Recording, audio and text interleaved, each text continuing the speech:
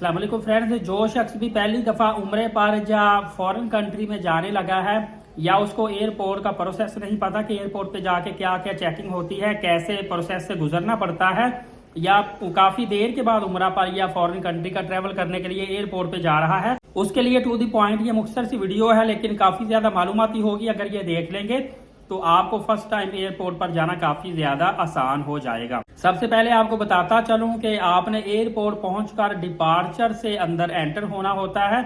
जैसे ही आप अंदर एंट्री लेंगे वहां पे आपका वीजा, टिकट, पासपोर्ट और वैक्सीन चेक की जाती है। आजकल सुनने में आया है कि उमरा वीजा वालों के हवाले से कि सिर्फ पोलियो सर्टिफिकेट इनका चेक हो रहा है, वो भी नया हो पुराना हो चल जाता है। उसके बाद आपके मुकम्मल सामान की स्क्रीनिंग होती है, हैंड कैरी भी आपका सामान चेक होगा, लगेज भी चेक होगा। उसके बाद आपका वॉलेट वगैरह, आपका मोबाइल और आपकी भी स्क्रीनिंग होगी। मुकम्मल प्रोसेस से गुजरने के बाद फिर आपकी मर्जी है, आप चाहे तो बैग को रैप करवा लें। अगर बेहतर तरीके से बंद करके लॉक किया हुआ है, आपको लगता है कि ये नहीं खुलेगा, तो फिर आप इसको रैपिंग ना करवाएं। उसके बाद सामने डिफरेंट एयरलाइंस के काउंटर लगे होते हैं। आपने अपनी मुतलका एयरलाइन का काउंटर का नाम देखना है और उस काउंटर पे आपने चले जाना है।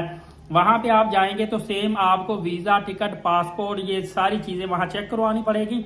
चेक करवाने के बाद वहां से आपका जो लगेज है उसका वजन किया जाएगा और वजन करने के बाद आपका लगेज वहां पे सबमिट हो जाएगा। उस पे टैग्स वगैरह लगा दिए जाते हैं और आपको बोर्डिंग पास जारी कर दिया जाता है, जिसके ऊपर मोस्टली आपका सीट नंबर भी दर्ज होता है।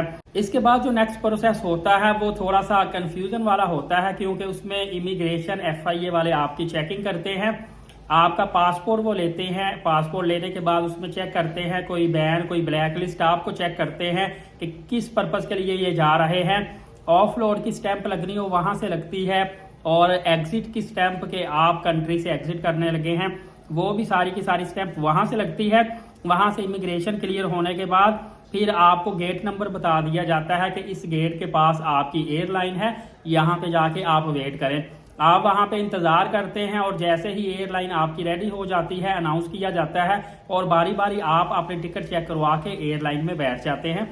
ये सिंपल सा एक प्रोसेस है, ज्यादा कंफ्यूजन वाली बात नहीं है। इसको आप फॉलो करोगे तो आसानी के साथ आप इंशाल्लाह अज़्ज़ा वजल फॉरेन कंट्री का टूर कर सकेंगे। फ्रेंड्स, इंशाल्लाह नेक्स्ट मालूमात में बहुत अच्छी आपको देने की कोशिश करूंगा। एलीट साकिब यूट्यूब चैनल को सब्सक्राइब करके बेल नोटिफिकेशन को ऑल कर ले, नमाज कायम करें, नबी पाक सल्लल्लाहु अलैहि वसल्लम पे कसरत से दुरूद पाक और कुरान मुकद्दस की तिलावत किया करें। इजाजत है, बहुत शुक्रिया।